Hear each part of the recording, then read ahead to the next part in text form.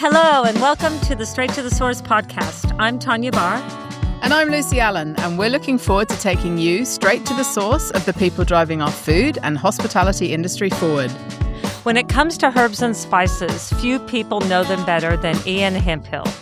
For more than 4 decades, he's traveled the world in search of exceptional flavor, building Herbies Spices into one of Australia's most respected names in the industry. He's an author, educator, and passionate advocate for helping both chefs and home cooks understand how to get the very best from every herb and spice. Hope you enjoy. Welcome, Ian. It's great to be here. It is so good to have you here. And you've traveled down from the Central Coast. Yes. Thank you very much on this wintry day. My pleasure in a nice warm car. Yeah, exactly. Well, the Hemphill name is synonymous with spices and herbs and, it goes back farther than you from what I know. So can you please tell our audience how that came to be and where it all began?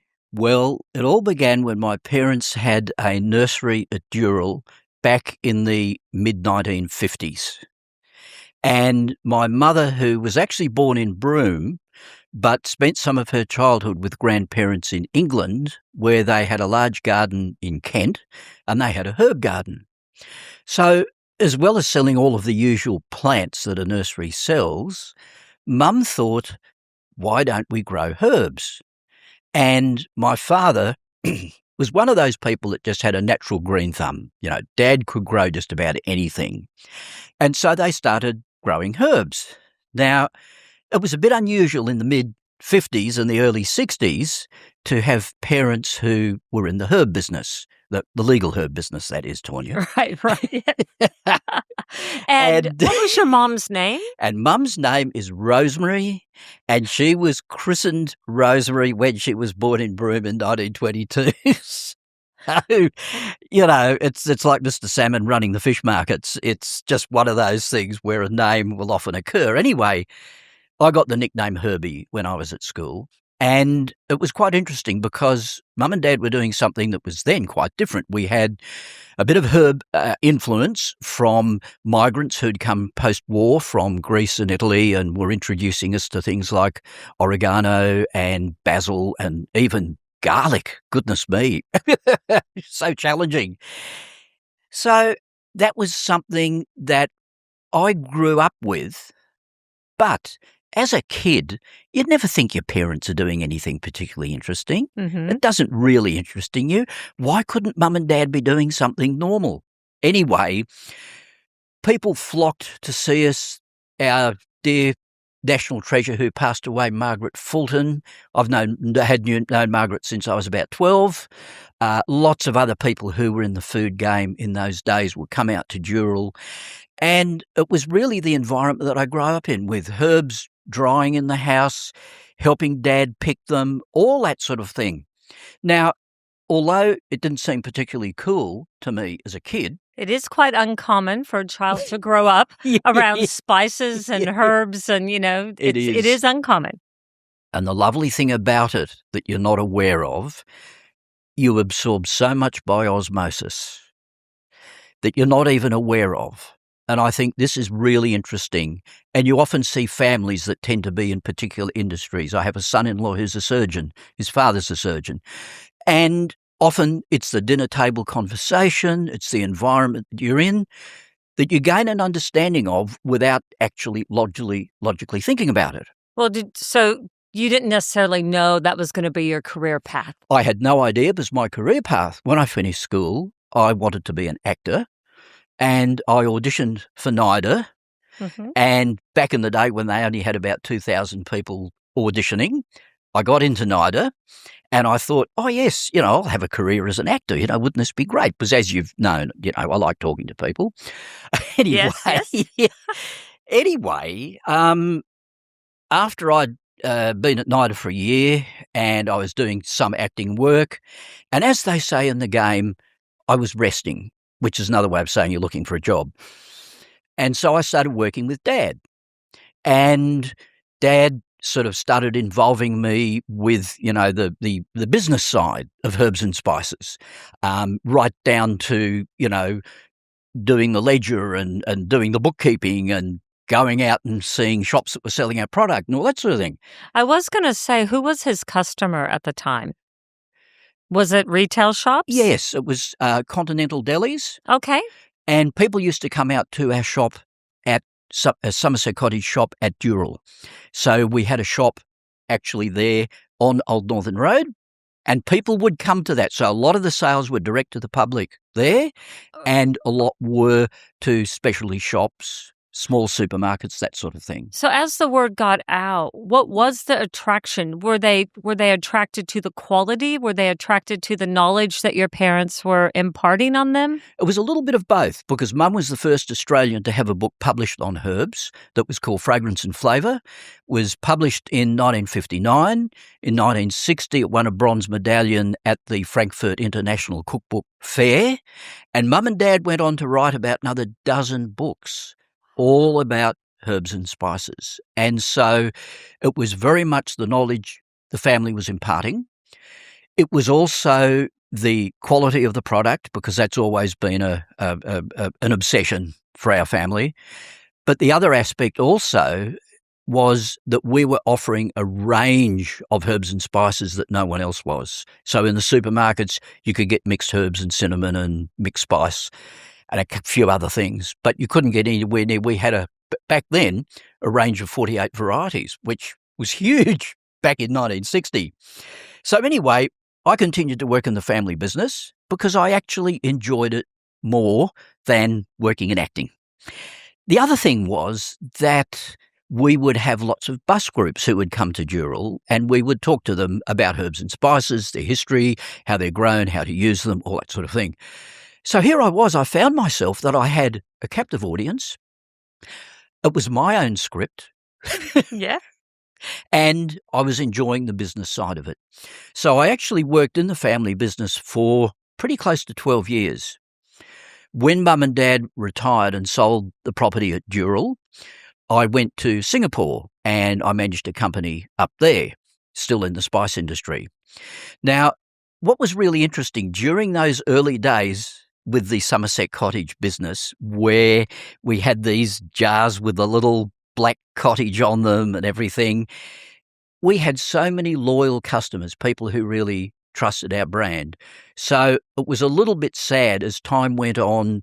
The other big brands that you see in supermarkets now were purchased by the Americans, and they spent a lot of money with the big supermarkets to get on the shelf and all that sort of thing. So although we even had a loyal following, it wasn't enough to keep us on the supermarket shelves. We really were pushed out, you could say. So when I was in Singapore, I was able to travel through the Asian region, and that was when I really got totally obsessed with spices. Were you inspired by all the colors and all the aromas colours, the and aromas, the availability. flavors?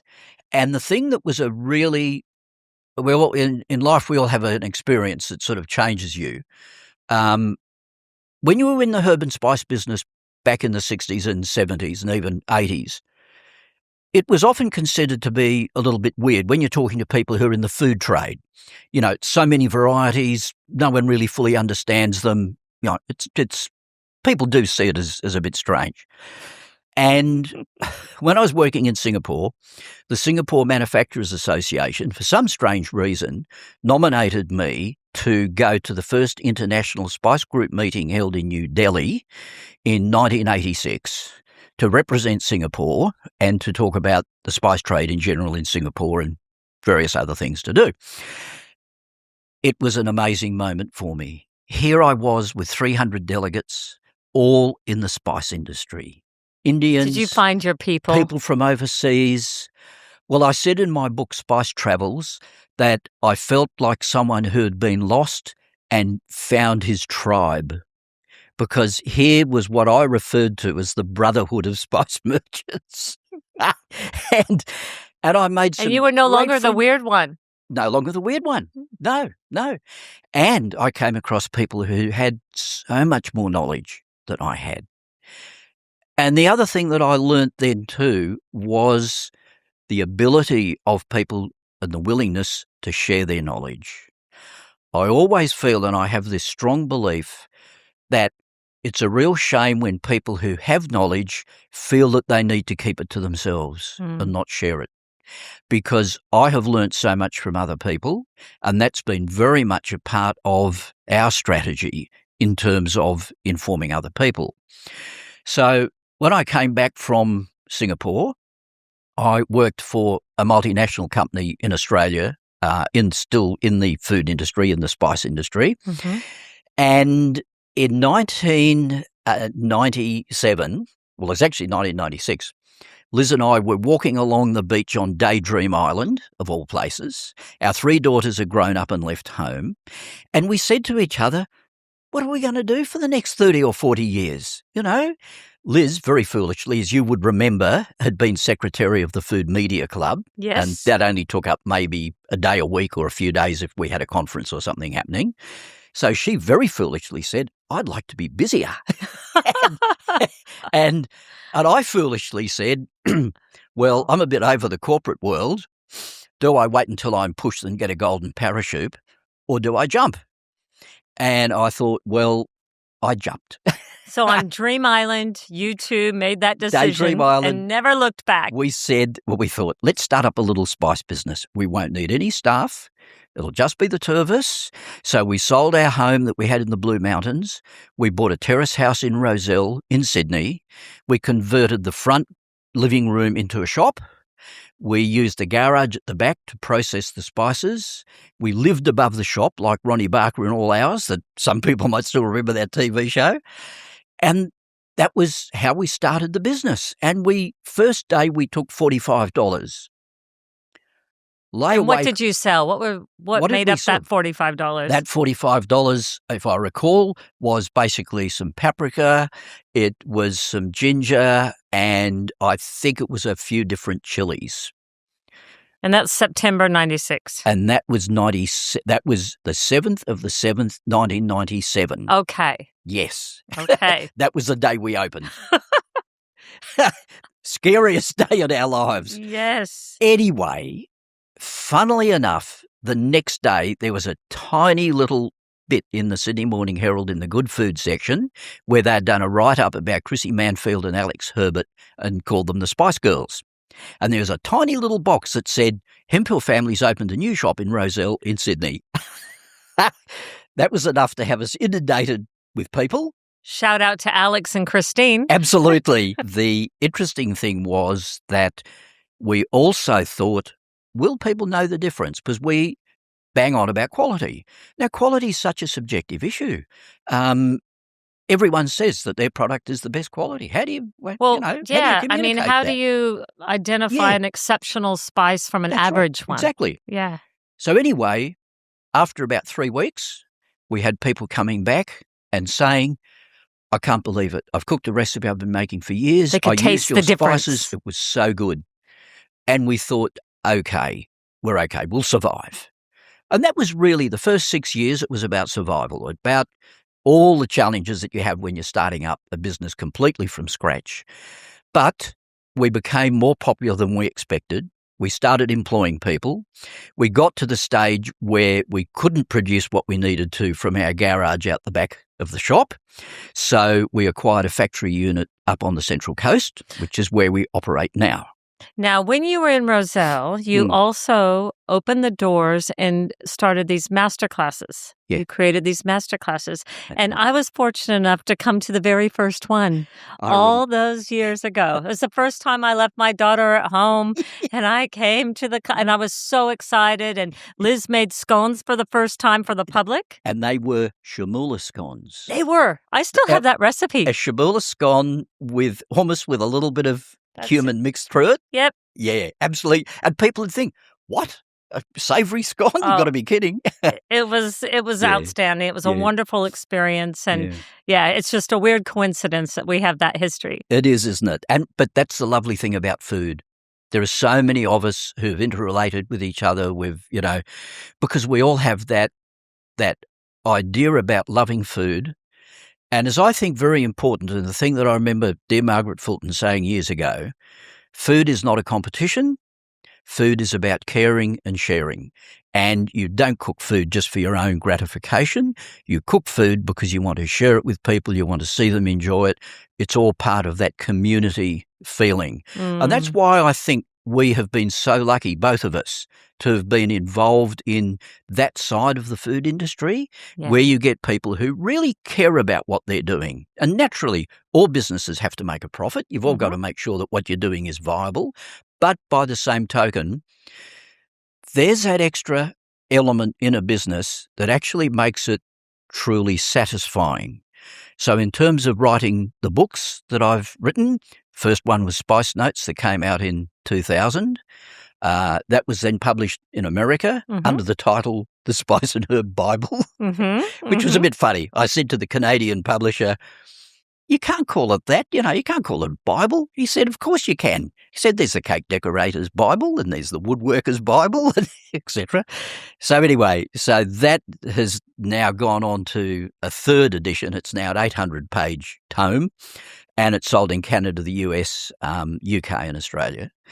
And our daughter Kate, who grew up with Herbs and Spices also, in school holidays she'd roller skate around the factory. Not dissimilar to you running around as a young child with your mom and dad? Exactly. And Kate's always been a natural cook. Even as a teenager, she would just, we go to a restaurant and we come home and Kate would say, "Oh, I could make that." And, 2 days later, she'd make the same thing, probably a bit better. So I think the lovely thing is that Kate did all the recipes that are in the Spice and Herb Bible. And she and I have done a new book together called How to Add Flavour. And although Kate lives in the UK, she's been there for over 25 years. She trained as a chef at Prue School of Food and Wine. Has she been there 25 years? She's been there for 25 years. Yeah. Gosh, that's gone by quickly. Yeah. Eldest, her daughter turns 18 next week. Okay, all right. So here we are with these English grandchildren, which is really strange. But the lovely thing is, because of modern technology, Kate is essentially, she does our social media, she does all the recipes that go up on the website, she does the monthly communications, she's in effect our marketing manager, and she's in London. But she is also, we don't like to use the word passionate, because as we all know, passions come and go. Yep. We like to use the term obsessed, because when you're obsessed, that's it. You can't do anything. She's equally obsessed. She's and equally if she's obsessed. Passionate, it doesn't feel like work. Exactly. That's right. And the fact that you guys are doing it together, doesn't that just feel like, a wonderful experience for the whole family and her children? Because in the last book, you mentioned she wrote the recipes, but didn't she test them on the grandchildren? Yes, that's right. That's right. So her kids were the testing ground for that. And that new book, although the Spice and Herb Bible covers, it's 800 pages of information, the new book, How to Add Flavour, is really for people starting a herb and spice journey. So we've only talked about 15 herbs and spices. They are herbs and spices that are available in just about every shop or supermarket anywhere in the world.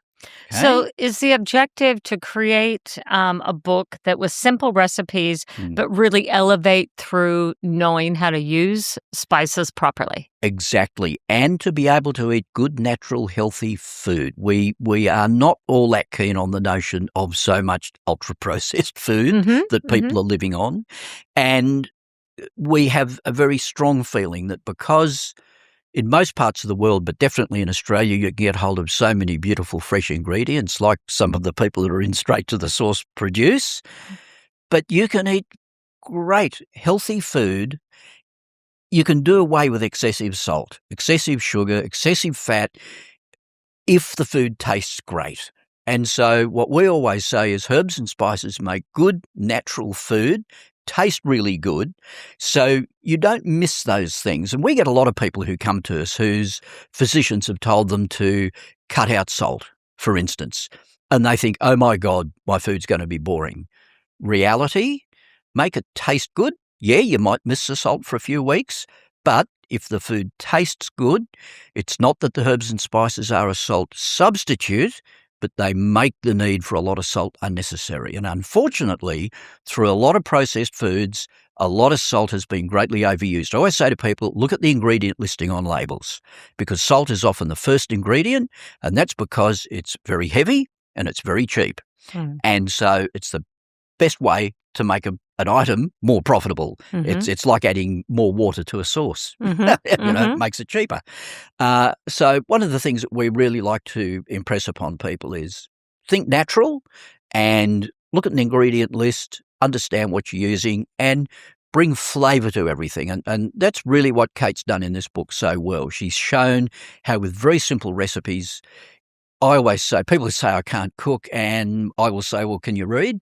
If you can read, if they can read, you go, here's a recipe and here's spices. That's right, for yeah. And so it's that right. It's understanding the balance, how these flavours balance beautifully too. So it really is very it's very satisfying to get the feedback from people who say how much they appreciate the difference it makes to their cooking. Well, when you think about your travels around the world and the different blends that you've managed to create, is that an area you thought you would go into as advanced as you have, as far as you have? Because you've taken it to like a whole new level. Never dreamt that I would. So I thought when we started, we made about 15 different blends. We had a mixed herbs, we had a mixed spice, we had a pickling spice. But really, it's been driven very much, from what we've seen. So we would be in the souk in Morocco, we'd be travelling through India and having beautiful lentil and dal dishes and all of that. And so we would think, well, how can we make these easy for people? Well, we thought, we'll make a spice blend. So someone doesn't have to have 8 or 9 different herbs and spices to make that dish. But if they have a beautifully balanced blend with no artificial ingredients, then they can make it easily. And a lot of it's been driven by what people have asked for as well. So some years ago, a lady came to us and she said, look, I've just come back from Cambodia and I had this most beautiful amok fish curry. Do you think you could make a blend so I could make it easily? So I did my research. We went to some Cambodian restaurants. We tasted Cambodian food, did our research. I developed the amok blend, which is an extremely popular blend. Very, very tasty, works beautifully. So the blends now tend to be developed very much on the basis of what we can see people are asking for. And we now make about 120 different spice blends. Every single blend we have developed ourselves. We never buy in a blend. So, for instance, the Middle Eastern za'atar, that is very popular, which is generally a blend of thyme, sesame, sumac, salt, and we also add oregano and parsley to our blend. But by the same token, I've used because, what's an authentic blend? Nothing's really authentic because everyone makes something a little bit differently. What I've done with the za'atar is make what I think will be the best. So I will use more sumac than will generally be used. I find that the addition of oregano and parsley helps to round it out and balance it beautifully. So it's little things like that where I will take something like Ras el Hanout, which the Ras el Hanout story is interesting actually, because it was funny. In that article I mentioned, I think it was Chrissy Manfield who mentioned Ras el Hanout. And we weren't making a Ras el Hanout. And someone came into the shop and said, I'm looking for Ras el Hanout. Oh, we don't have one. Liz said to me, get out the back and make a Ras el Hanout. Let's solve this problem immediately. Exactly. And I'd already done a bit of research. I understood what should be in it. And this is a blend that's got about 20 different spices in it, including saffron, real saffron. And I thought, okay, I will just go ahead and I will balance this because, as you know from the classes, I talk about the balance of the different sweet, pungent, tangy, hot, amalgamating aspects, which is crucial in spices. Yeah.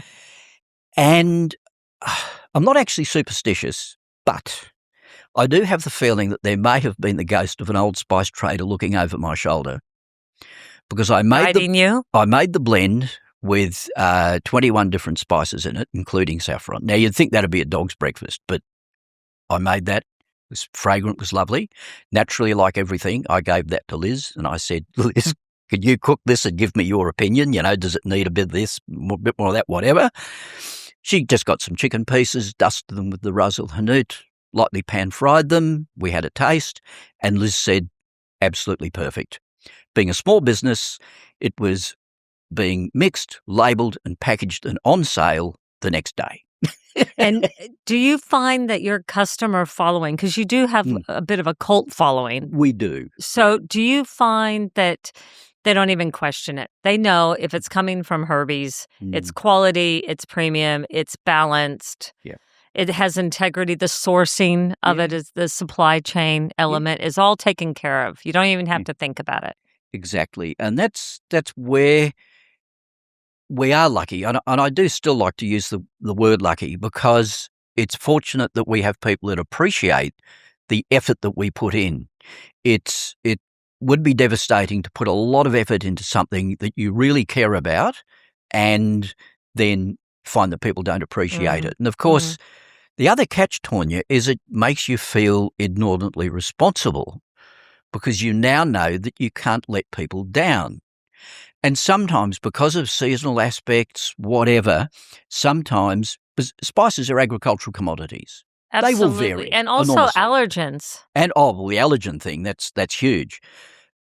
But when it comes to that quality thing, if because of climatic conditions or whatever, we can't get a quality that we're happy with, well, I'm sorry, we just have to be out of stock, because we're not going to sell something that's inferior. But as you mentioned, the allergen control aspect is very important as well, because there are a lot of people with food intolerances now. It's not only nuts and gluten, but there are people who cannot eat chilies, people who can't eat onion and garlic. Okay, let's talk about Asafoetida.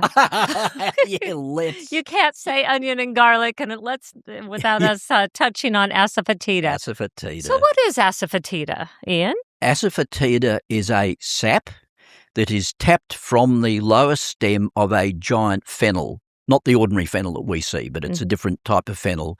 It's a resinous sap that comes out of that. And as a general rule, that sap is then dried and then it will be compounded, usually with some natural gum arabic and either wheat flour or rice flour. And that gives you a powder which is very easy to use. Now, the interesting thing about asafoetida, it's one of these things like fish sauce. When you smell it, you think, oh my God, how could I use that? It's often used to be referred to as devil's dung. In the old English cookbooks, they would actually say, don't use it in your cooking. And the amazing thing about it is that the various Indian religions that are not allowed to eat any root vegetables, they can't eat anything that grows in the ground. And for that reason, they can't eat onion and garlic. But what they use instead is asafoetida. The Indians refer to it as hing. Yes. And it basically replaces that onion and garlic flavour profile. Once it hits the oil. Yeah, once it's cooked. Once it's cooked. Then the aromatics, it transforms into this Very beautiful, fragrant. Yeah. Well, the weird thing about it, you smell it on its own and you think, oh my God. But then once it's in food and it's with other spices, it's brilliant. The other interesting thing about asafoetida is that, of course, vegetarians eat a lot of beans, right? And lentil, a lot of pulses, okay? These tend to be gas producing, right? And it's always been said that asafoetida is very good for helping wind. Now, I don't know whether it helps prevent it or it helps you expel it, but whatever it does, it's a very almost must use in vegetarian diets. Now, if you have it in the resin form, I know a lot of chefs will put it under the lid of the pot and then put the pot over the lentils or what have you. Does that do the same thing? Very similar. That's right. Yeah. The powder is just more convenient for people to use. And the fact that the resin is so strong, unless you have that in sort of, triple sealed jar, your whole pantry will smell of asafoetida. Okay. Yeah. So, but it is very interesting, and it's one of those characteristic Indian spices. And as we've said before, you think of things like fish sauce. The first time you smelt that, you thought, oh, gee, should I use that? But in combination with other things, works beautifully. It's all about that balance. It is. Yeah. So with the tours, how many tours and what countries did you go to? And are you doing any tours now? We're not doing any more tours. feel we've got to the age where we've done enough. Essentially, a lot of our travels, just Liz and I, were to research different herbs and spices. So when I was writing my first book and I started researching, this was before, AI and Google, and I'd go to libraries, etc., and I'd read about things, and I'd think, that doesn't sound quite right. So I'd say, okay, let's go to Turkey. Let's visit where they're growing sumac. Let's see it being harvested. Let's see it being processed so we fully understand it. So that was the sort of travels that we did. And, that was to southern Mexico for vanilla. It's been, of course, to India. It's been to various countries in Asia, really lots of different places. But one of the things that we did very early in the piece was start to do some spice discovery tours. And the reason was that we were talking to someone who actually happened to be a travel agent, and we were saying it'd be really great to be able to show people the peppercorns actually come from a vine. And there's a process in terms of how they're harvested, how they're dried, what gives them their... Wouldn't it be great to be able to show people? And he said, well, I'm a travel agent. I could help you organise. So that was our very first tour that we did actually in 1991. It was before we started Herbies Spices. And then after we started Herbies Spices, we thought, yeah, this is a good way to educate people. And so over the last 25 years, we've done 19 tours. Congratulations. Yeah, and they've been fun. We've taken an average of between sort of 16 to 20 people. And the lovely thing is, again, the people who have come with us have been interested in food, interested in travel, wanting to go to India, of course, going with a purpose to actually see the spices growing and learn more about them. And we have had so much fun. We've had such lovely groups of people travel with us. We just felt, yes, we've done enough now. We'll leave that for something else. And would you believe Kate, who is following in the footsteps? Following in the footsteps. So she's had friends in London and also people that she's done cooking classes to, etc., who have expressed an interest. So Kate is in a way going to pick up where we've left off. Under the Herbies brand? Yes. Well, she calls what she's doing in England, she calls Herbies Kitchen. And I said to Kate, I wonder whether, will your itinerary be very like ours? And she said, well, I'll probably change it a bit. She said, I think there'll probably be a bit more shopping and yoga. Sort of, because you're talking about evolution. You're talking about your 40 to 50-year-old age group. Exactly, and, yes. Not us who are now in our mid-70s. Well, is there a spice that deserves more attention, perhaps, than it gets? I think there is one, which I think is very underrated. Well, there's a few in a way, but probably the one that just has something special about it is a little seed called Ajuwan seed.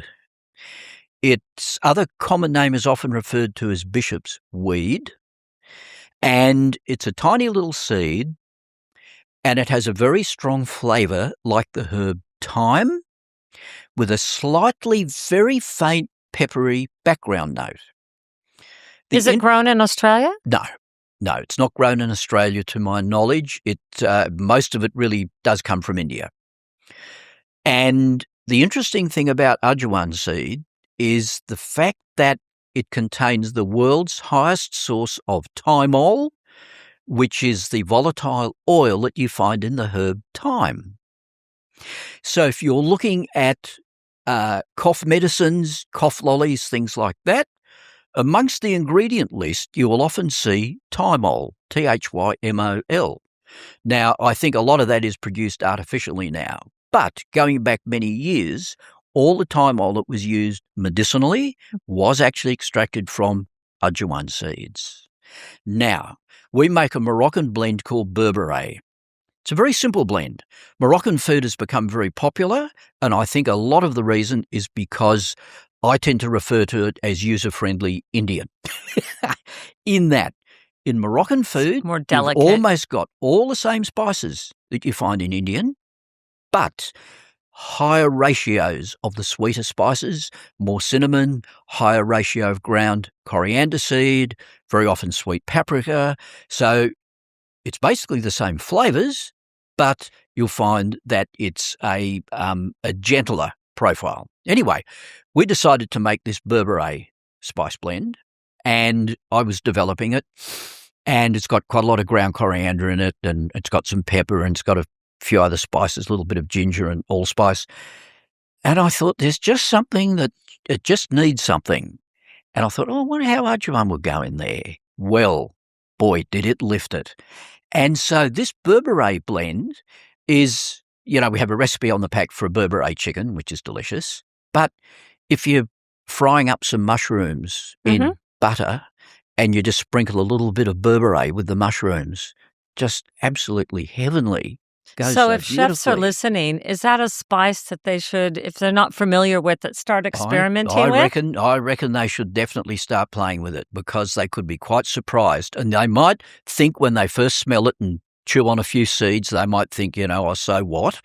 But once you find you start combining it with things, not only your Moroccan type dishes, but with other dishes as well, it really is quite amazing, How, from a consistency point of view, have you been able to, with climate change and with supply and the ebb and flow of the seasons, how have you consistently been able to maintain that?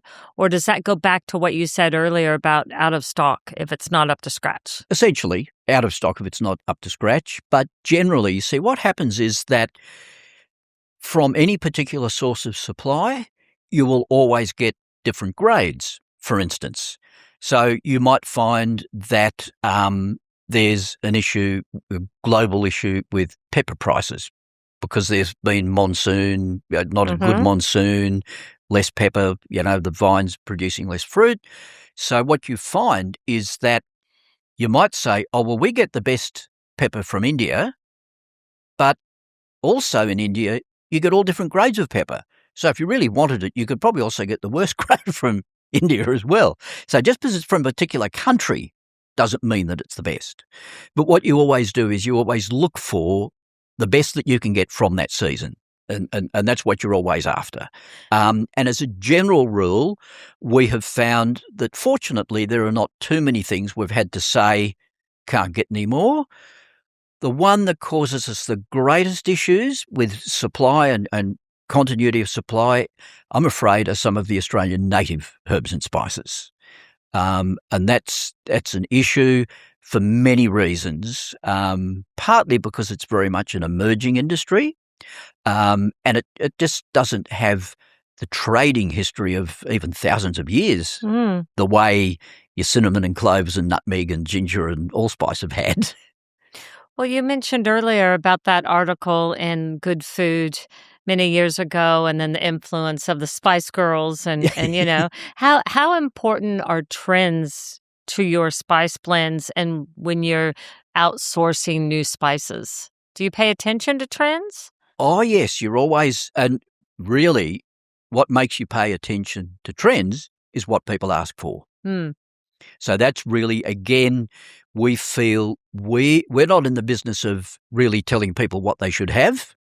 We're in the business of actually trying to understand what people are looking for. And if we feel, well, we can solve that issue by developing whatever blend or whatever, that's what we'll do.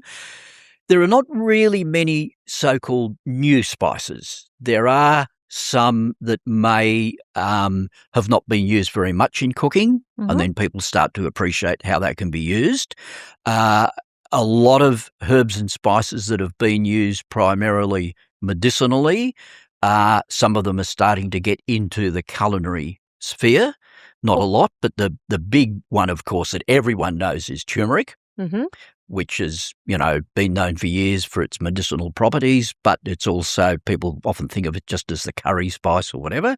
Well, what's another forgotten spice that we should think about and maybe reintroduce? Oh, goodness gracious. Is there one that comes to mind? I think that it's not a forgotten spice, but it's one that people are becoming more used to, greatly underappreciated still, and that is Australian native lemon myrtle. And the reason I say that is that, see, Australian native herbs and spices very possibly could be the oldest plants on earth. Yeah. And as you know, I think John Newton wrote a book about he them did. called I think he called it the oldest plants on earth. Mm-hmm. But their culinary use is relatively new. And from what I've been able to find out, the Australian Aborigines did use them, but probably almost more for their medicinal purposes than their flavouring attributes. But what we find with a herb like lemon myrtle is that it is something that has a higher citral content than lemons, but it doesn't have the acidity of lemon. To me, it's a much better herb to use than lemongrass. I find using whole fresh lemon myrtle leaves in cooking is better than putting in pieces of lemongrass. And we all know that when you chop lemongrass, finally you get all these dreadful little hairs in the food. Whereas if you use powdered dried lemon myrtle, ground dried lemon myrtle, it amalgamates beautifully with whatever you're cooking. So I make a Luxor spice blend that has lemon myrtle in it. So here we are, we've got an Asian Luxor blend, but I've used lemon myrtle. And that's the other thing that I always say is don't try and just put something in a pigeonhole and say it's just for that cuisine. Another underappreciated one people are getting to know more is roasted wattle seed. Wattle seed's got a beautiful roasted, almost coffee-like flavour, and it goes beautifully with all sorts of things. You know, we put it into chocolate brownies and chocolate biscuits. It lends itself to sweet or savoury. Absolutely. And actually most spices do. That's the other thing that's a bit interesting. You would think of something like cumin, right? Oh, what's a curry spice? Oh, yeah, well, it's used in Moroccan food. It's used in Indian food. It's used in Mexican tacos and etc. We were in Egypt. We had these beautiful little sweet shortbread biscuits with cumin seeds in them. And believe it or not, cumin goes beautifully with anything that's sweet. So here we are. We've got this so-called curry spice, and you put it with something sweet. And I have actually, we all know the Egyptian blend of nuts and spices called dukkha. And dukkha has quite a lot of cumin in it, right? Now, if you just make a sandwich with some honey, sprinkle dukkha over that, it is absolutely delicious. You know, Ian, what I just love is you've had a lifetime dedicated to herbs and spices, and you still get so excited. When you talk about them, your eyes light up, you're enthusiastic. I mean, it's infectious, and it's just, it makes me want to go home and just start cooking. You know, it's fantastic. Yeah, well, they are great. And, you know, they are wonders of nature. They're very powerful. You know, you don't need to use a lot to make a big effect on your cooking. And that often can be a mistake that cooks and chefs make. My experience has been a little bit that chefs do tend to be a little bit overly cautious. And often they don't use, they're a little bit worried about ramping up to that optimum level, if you know what I mean. And I've often found that I've had a dish. I'll never forget one time we did a class with a chef and we gave him the recipe for chamula scones, right? Yeah. And we said, this is the recipe, follow this exactly. And Liz and I were doing the class and the scones came out and Liz said, Where's the chamula? He said, oh, I thought it was a bit too much, so I cut it back. Okay. Now, give us a break. There's a recipe. Follow it. Exactly. That's right. But so I think that, see, that's the other problem too, is a lot of people say, especially in food service, people say, oh, don't give me any spicy food. Now, what they mean is they don't want too much chili or perhaps pepper. Chili and pepper are hot. But when people say to me, oh, don't give me any spices, I can't take spicy food, Liz and I say to them, oh dear, that's very sad. So no vanilla ice cream or cinnamon muffins for you then. Because they're spices. Yes, you yes. know. It's a term that's been misconstrued. It is a little bit. You see, the term spicy is a little bit of a problem. I like to use the word spiced, S-P-I-C-E-D, because, you know, if you have a spiced Christmas pudding, you don't immediately think, oh, it's a spicy Christmas pudding. Yeah, so Fair enough. I try to get people to think of the word spiced more than spicy. I like it. I'm Yeah. going to think of it that way too, and Yeah, I'll yeah. help share the word. Yeah, thank you. Yes. Well, Ian, this has been wonderful having you on the podcast. And before we wrap up, is there a closing thought you would like to leave us with? Goodness me.